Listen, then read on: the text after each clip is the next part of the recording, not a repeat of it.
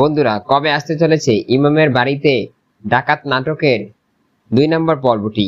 ইমামের বাড়িতে ডাকাত নাটকের 2 নম্বর পর্বটি আপনারা কবে নাগাদ দেখতে পারবেন? আর এই নাটকের 2 নম্বর পর্বে কি কাহিনী ঘটবে, সবকিছুর বিস্তারিত তথ্য নিয়ে আজকে হাজির হয়েছি।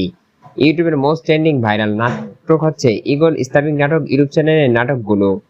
এই নাটকের প্রথম পার্টটি আপলোড হয়েছে, অর্থাৎ ইমামের বাড়িতে ডাকাত নাটকের প্রথম পার্টটি আপলোড হয়েছে। আপনারা 2 নম্বর পর্বের জন্য অধীর আগ্রহ নিয়ে বসে রয়েছেন। এই নাটকটির 2 নম্বর পর্বটি কবে আসবে এবং কবেই বা দেখতে পারবেন?